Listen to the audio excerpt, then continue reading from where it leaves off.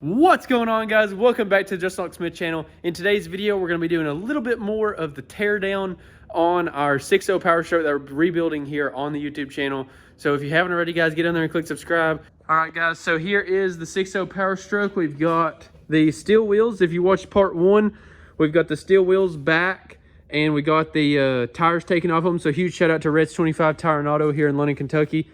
Huge shout out to them for hooking me up, getting those tires dismounted. Always try to support local businesses as best as I can. So now the rear axle is ready. I have done a little bit of work off camera, which I'll go over. I have took the traction bars off.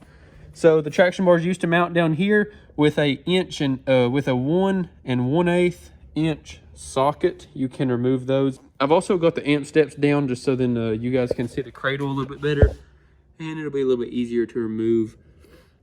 Even though I'll probably be like whacking my head on this amp step and getting pissed off. But yeah. So enough talking.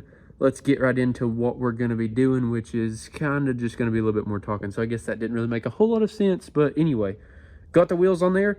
U-bolts. That's all that's holding that. So I did take off the shocks and I did take off the traction bars. I've got those right here. I also did take off the rear drive shaft. 12 millimeter, 12 points holding that drive shaft on here. This is a single piece drive shaft, so you guys will have to worry about your carrier bearing, which will be right here in the middle. I cannot remember what size those bolts were, but I do remember they were kind of a pain in the ass to get off. But if you have a single piece drive shaft already and you're removing it, you kind of probably already know how to do this. But yeah, 4 12-point 12 millimeter bolts right there, 4 12-point 12 millimeter bolts at the transfer case or transmission, whatever you want to call it. Shocks.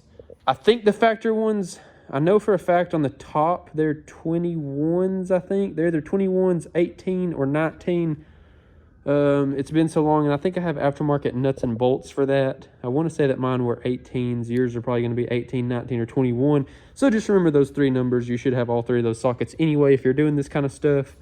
Yeah, traction bars, like I said, 1 bolt on each side of the traction bar. It was the same bolt on each side of the traction bar, so 1 1/8 inch socket for both of those. Some adjustables on the nut side.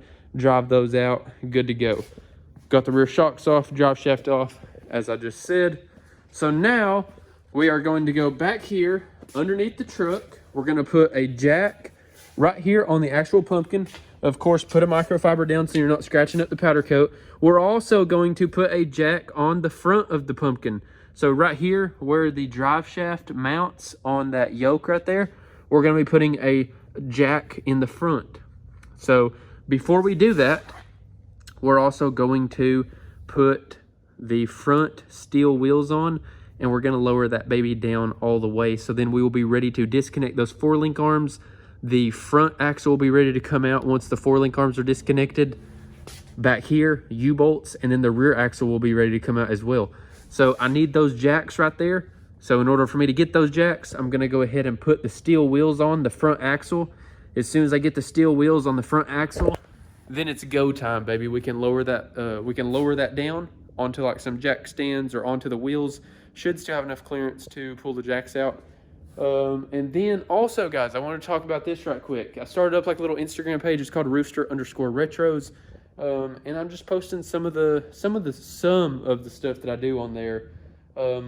A lot of the stuff I don't have time to actually post all the pictures of, because I actually do a lot of color match taillights, headlights. Because I actually do a lot of color match headlights and taillights and little small things like fender flares. I don't really like doing mirrors. I've done mirrors. I'm about to do those Dodge mirrors back there.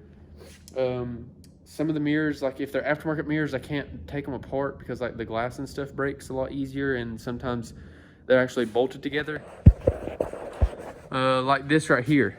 So these mirrors right here, one of them was aftermarket, one of them was OEM. But the way this is designed, it's literally like a glue-on mirror, and it glues onto this plastic piece, which then bolted right here. Let's see here. Which then bolted right here.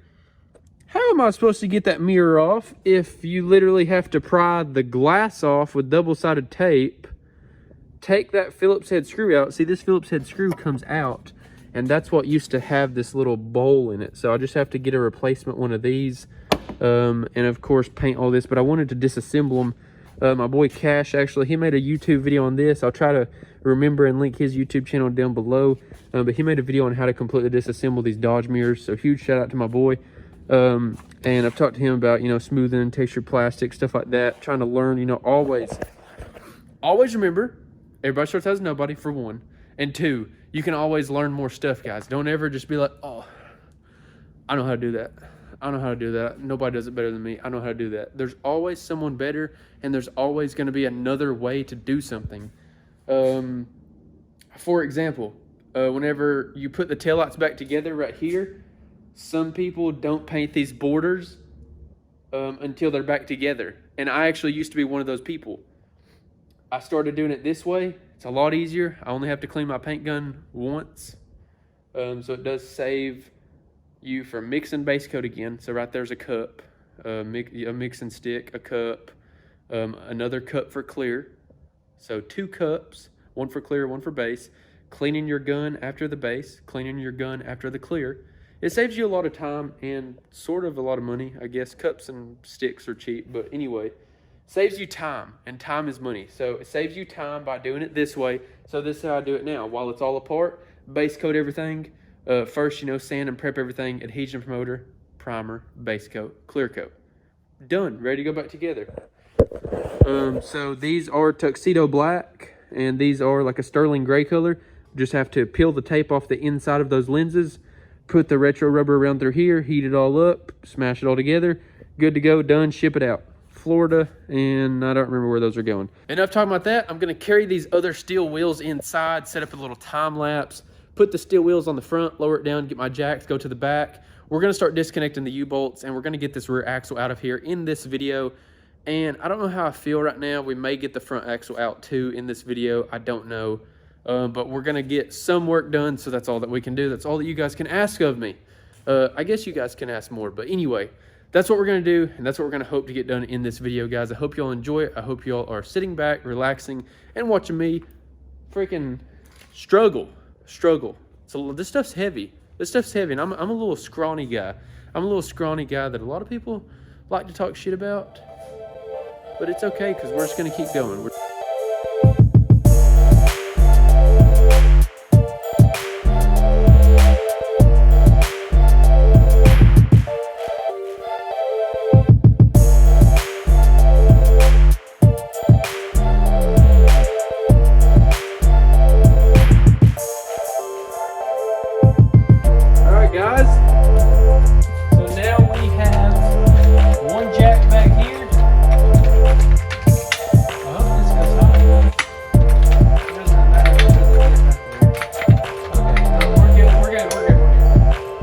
Okay, so now you've got the impact gun.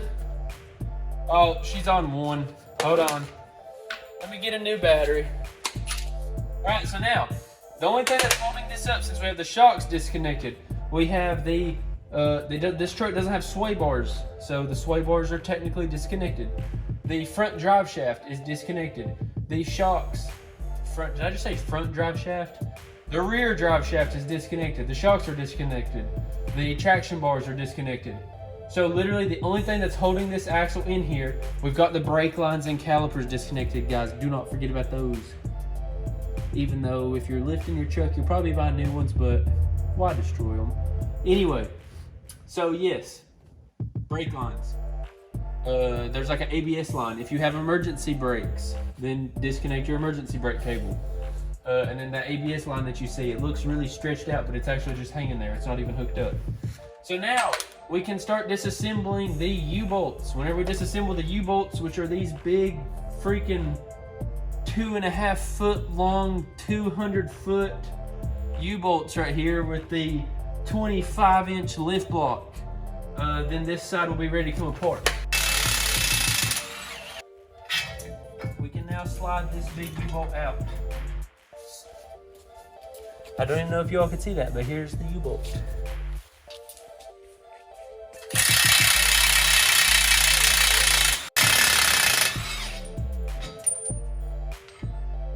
Pull out this other U-bolt right here. Don't forget, put your nuts and bolts. Your nut and washer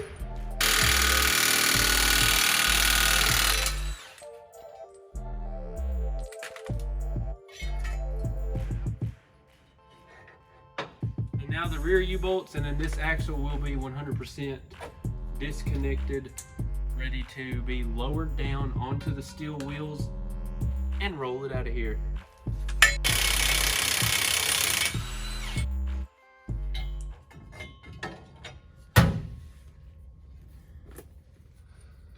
So washer, nut. All right, and if you have blocks, it doesn't matter if they're twin tower Jenga blocks like mine, or if they are 2-inch blocks, or if you're just so Billy Badass that you don't even have lift blocks whatsoever. If you do have them, make sure to get those out after you lower it down just a little bit. There's a pin coming off of the leaf spring into a hole on the top of the block, and then there's a pin that comes off of the block down into the actual axle housing right here, this bracket that's welded on here from the factory. So, you know, there are alignment pins is what they're called. So you have to lower it down enough just for those alignment pins to actually have room to where you can lift that block out. So that's what we're gonna do next. We're gonna lower it down just a little bit, and you'll see the pins. I'll show them to you guys. And once those pins disconnect, you can pull the blocks out of there no matter how big they are. All right, so now what we're gonna do next, this front one, it can come down quite a bit. Okay, so now this is completely balancing. It should be balancing pretty evenly. Take that block out, and then just be really careful and let it down a little bit at a time. The jack in the front is so then this doesn't, because you can't hold this wheel, because this wheel will just turn the other wheel. So it's not like you can just hold this side. But I don't want that lift block to fall off, so I'm gonna go get it right quick. And what we're gonna do is we're gonna pick up on this. We're gonna pretend that we're not scrawny, and we're gonna pretend that we have big muscles. Really rotate. We're gonna pull that out. And then we're gonna pull this out. We can go ahead and drag this. And since we are on these wheels, it's really not as bad as you would think. Now we're gonna drive it.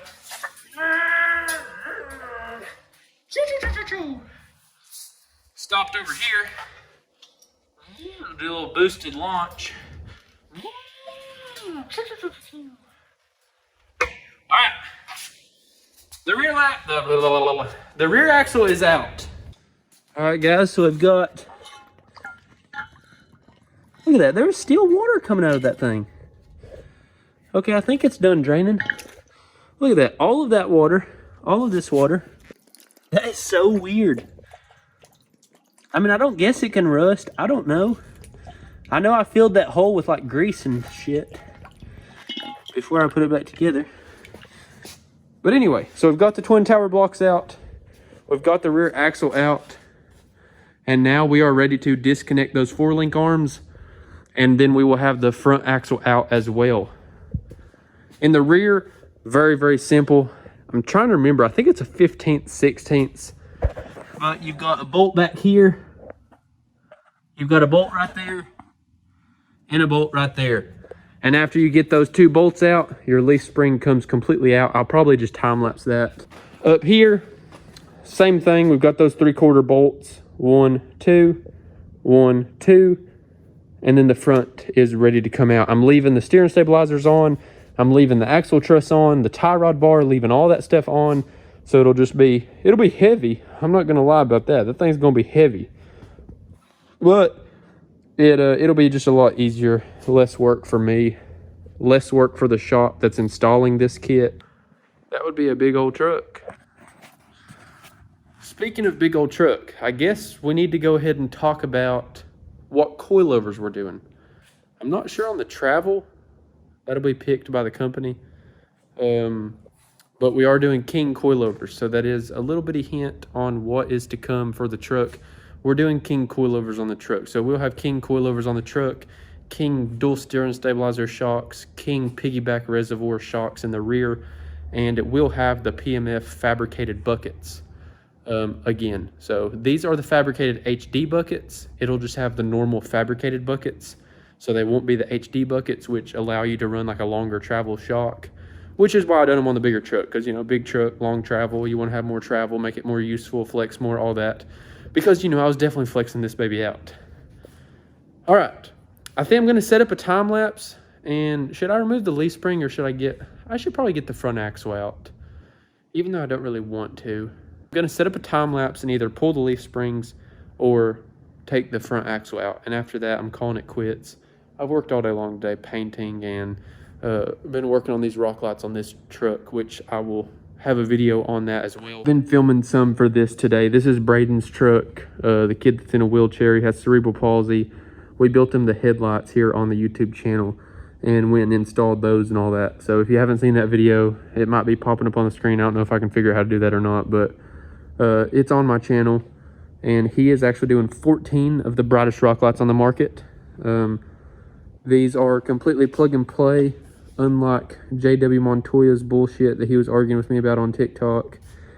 Yeah, I'll explain more of that on the actual rock light install video.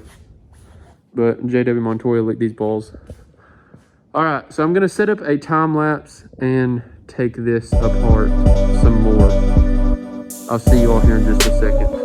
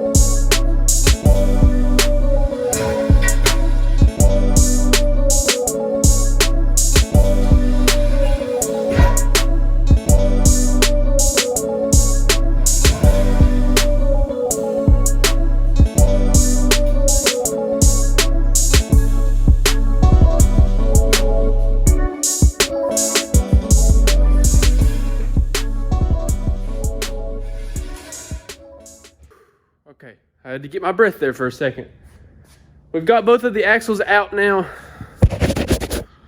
Okay, we have both of the axles out now, and on the wheels, as you can see, you just saw me dragging them. It makes it so much easier to move around, as far as like needing a piece of equipment or something like that. Now, all we like is the leaf springs and the cradle.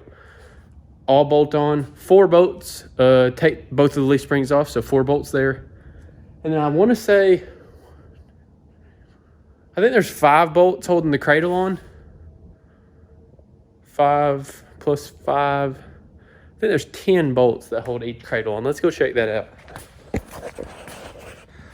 But yeah, finally coming apart, boys. All right, guys, so we've got 1, 2, 3, 4 bolts on the top. And I know there's bolts under here. So 1, 2, 3, 4.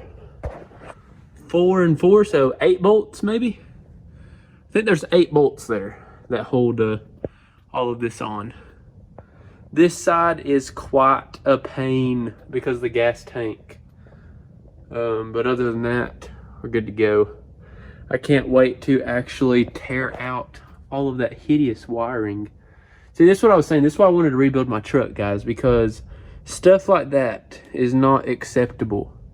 And I never have time to actually do good work on my own stuff, because I'm always doing good time-consuming work on everybody else's stuff. And whenever I film these videos, I mean, I've just got done working and painting and, you know, fooling with this stuff. It's hard to find the motivation to you know, take your time and do the wire loom and everything on all, you know, even though this is a show truck, you know, this is mainly just for YouTube's sake. So that's kind of what I've got this truck for. But yeah, it's unacceptable. Just the wiring underneath this thing is just unacceptable. Which, I mean, to put it in simple terms, that's literally just the horn blaster's kit and some rock lights. So remove the horn blaster's kit. It has to come out anyway for powder coat. And whenever we reinstall, all the wiring will be a lot cleaner. We're doing new fender liners, so all the rock lights are coming out anyway. We're doing more rock lights. I think we should probably do like 40 dBA rock lights. What do you guys think? Should we do like 40, 50, 60, 70, 80? Should we do 100 rock lights? Should we do 100 rock lights? Probably going to do 100 rock lights underneath this thing. Maybe like 5 in each wheel well. See, that'd be 20. And then put 80 underneath it. I think we can find spots for 80. Do like 20 in the back, 20 in the front, 20 in the middle at 60. And then place some random ones here and there. Maybe like 100 dBA rock lights. That's probably what we'll do. All right, so all we have left is this cradle. So I'm probably not even gonna film removing this cradle and the leaf springs, because like I said, it's literally just 4 bolts, takes these leaf springs out. And then there's 8 bolts on each cradle. So 16 plus 4, 20 bolts. You guys will make it if I don't show you guys taking out 20 bolts, right? Y'all will be okay. But that's what we have to do. 2 bolts on each side, 15 16ths. All the bolts on the cradle, I think, are 18 millimeters. Because I've got to put all this stuff back together. And I've got to work on that truck. And I've got to film for this. And I have to go back inside and edit the video that you guys are watching right now. So a little bit time consuming. So make sure that y'all hit that subscribe button down below. Make sure y'all drop a thumbs up. Make sure you comment something. Get this video in the algorithm. Y'all have been killing it lately.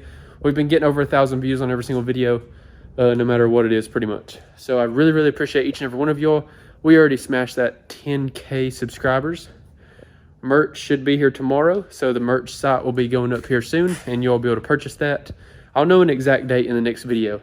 Let me know ideas on the show truck. We're going to be rebuilding this thing like stupid clean. Everything powder coated, smoothing the frame, painting the bottom of the bed, painting the bottom of the cab probably, cleaning the whole engine bay, cleaning all that up, doing some intercooler pipe and stuff like that.